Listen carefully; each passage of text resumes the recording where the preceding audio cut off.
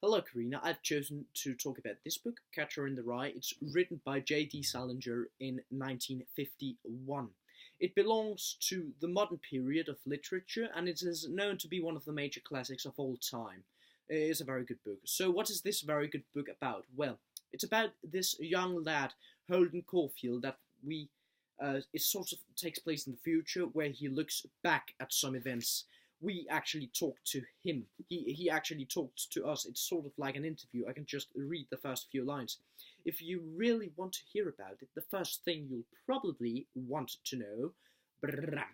So, that is a thing he's sort of telling us about some events that happened previously. And what are those events? Well, the first thing he wants to tell us is when he was kicked out of this Philadelphian school, Prency Preparatorial. He was approximately, 16, 17 years old, and this wasn't the first school that he was thrown out. He's been thrown out before. We get the knowledge about it, so doesn't want to return at home because then he's afraid of his father's and mother's reaction. So he returns to New York, where he lives, and wants to come back at the same time as Christmas break so that he can fake that Christmas break is happening, so he doesn't have to tell that he has been kicked out. That's about 5 days. So he just wanders the streets of New York and experiences a lot of things.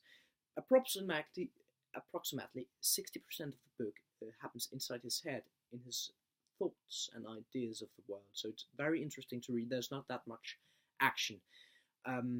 So he is going on visiting different persons, and at the end we actually get to know that the place where we are visiting him is in a kind of psychiatrical hospital. He is actually mad. But I'll come back to that later. So, what do I want to analyze? Well, first of all, I would like to analyze the language. The language in this book is very unique. As I mentioned before, it belongs to the modern period, along with Hemingway, which is very, very, very different from this. I will get back to this in my perspectivation. So, what kind of language is this? Well, Salinger uses a unique set of language. He uses phrases like letcha, ya, would you, instead of let you are, and would you. And this is because that the whole setting is that we are sitting interviewing him about events that happened previously, so he's just talking to us. So it's like, to read someone who talks, it's talking language. He also uses phrases like old Sally, old Phoebe about his sister, old Ali, old, and then it's very talking language. It's not very, like writing sort of reading language. It's very unique, also for this period, quite revolutionary. So that's very interesting. Another thing I want to analyze is the structure of this text. It's very, very flat. There's no like Hollywood, like the whale, a teaser, and then the climax. There's nothing. He's just wandering the streets of New York, and we get inside of numbers of his thoughts. And his thoughts I will come back to later. That's among the reasons that it's called The Catcher in the Rye. So, what are these thoughts? Well, these thoughts also fill up at the themes of this text, the thematics. What are those thematics? I would say I have read that those are identity, sexuality, growing up, and because he's actually traumatized mad, also like a psychological level of theme, madness, hatred, and love. Well, why this identity, sexuality, growing up process? Well, I think it's illustrated pretty well at the scene. There's a scene in the book where he arrives at a hotel and he orders a prostitute to come at his room. But when the prostitute comes there, he just wants to talk to her. He doesn't want to have sex with her. So this shows a kind of immature sexual orientation, like he's not prepared for sex, he just wants to talk. This is sort of an idea of not really knowing what you are, not really being prepared for something. Later in the text, when he's in a schoolyard, he actually scrubs off, like, fuck you. He just erases it from, plate because he doesn't want children to be aware of sexuality. He wants to keep them in their innocence. So innocence innocence is a major fact. He's trying to get out of his innocence by ordering this prostitute, but he fails. He can't. So, who are you? Who are you? Who am I? Who are you? And what is all this about? Growing up, he's afraid of his father. He's traumatized. He's just wandering the streets of New York, not knowing what to do with his life. Then love. Well, love plays a key to another subject, hatred. But what is love? Love, actually, during the first chapter, we get to know about a conflict about this girl called Jane, which a jock from his school is dating, and a girl that he previously dated. So there's already a love conflict there, and then later on he meets with this girl Sally that he pisses off because he's drunk and he's in love with her, and she doesn't want to be in love with him. So he's immature there again. He's not prepared for love. He's not prepared for sex. He's not an individual. He hasn't got his identity yet. He hasn't grown up. And this love, this failed love, leads to the next subject, which is hatred. Holden hates everyone. In chapter 22, his sister Phoebe asks him, well, is there anything you like? You hate everything. You're mad at everyone. And why is this? Why is it that he is mad at everyone? Well, I'll get back to that later, because why am I saying that he is mad? Why am I saying that he is traumatized? He tells us a story, very subtle. You have to really think about the text to get this. He tells us a story that he experienced at a previous school, where he had a friend that got bullied by some friends and then jumped out a window. He jumped out. Well, he just skips over it, but if you think about this really traumatized him. And later on, when his sister Phoebe asks him, what do you want to do for your life? You're just wandering the streets of New York, not going to school. What do you want to do? Well, I want to be a catcher in the rye, he answers. Why does he want to be that? That's the title of the text, of the book. So why does he want to be that? Well, my theory, my interpretation is that having seen this friend fall out of a window, what is the catcher in the rye? I should perhaps start with that.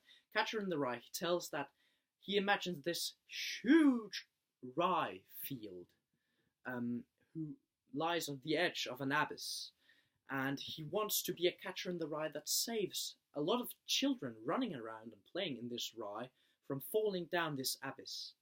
He just wants to catch them and put them back. Now, there are deeper layers in this than just some random idea from a mixed, fucked up teenager. First of all, he wants to stop children from falling. Well, why does he want to do that? Well, obviously, because his friend, James Castle, he was called, that friend who jumped out the window, he fell and he died.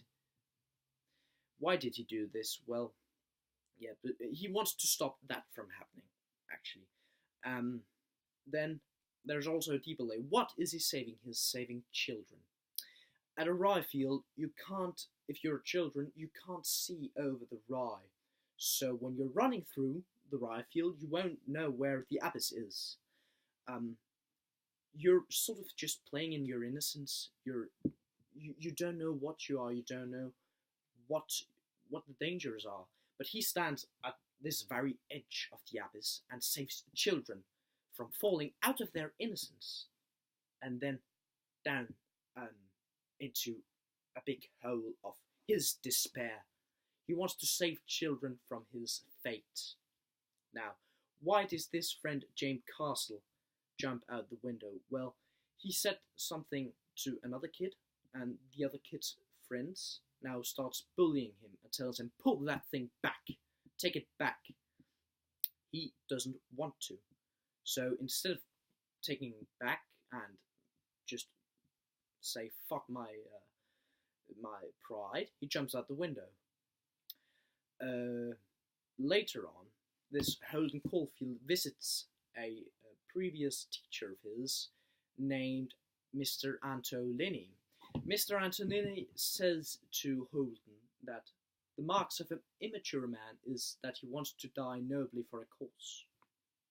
Wants to die nobly for a cause. That is what Holden is trying to when he wants to save children from falling down into his despair of not knowing who he is. This whole text is about not knowing who you are.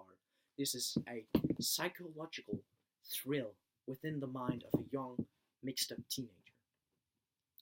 Very interesting book to read, and you can read it again and again and again, and every time you get a new dimension. Well, if I have to perspectivate this to another thing, I would probably perspectivate it to Hemingway and The Old Man and the Sea, Man versus Nature. First of all, the language. Like with Hemingway, they walked into the room, there was a chair on the table. You have to imagine the rest yourself. This is very, flamsy, all going around, fancy details, just wondering about things. Hemingway is like, schlack, schlack, you got this, and you got this, and then he went out to the sea, fished for this marlin. In this, it's all very, there's a very deep meaning. Hemingway is often something against something.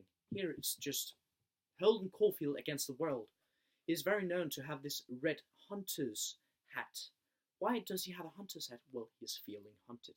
He is feeling hunted from everywhere, and he's hunting something. He's hunting to get out of this insecurity and this inability to know who he is and what he's going to be. So I'm afraid I've already passed the 8 minutes, but I know that you'll get my interpretation, Karina, and I'll have a lot of things to say apart from this, but I'm afraid I'll have to stop now. So, Catcher in the Rye, saving children from the abyss of innocence and falling into Holden Caulfield's despair. That is my interpretation of Catcher in the Rye. Thank you for this assignment. Have a good evening.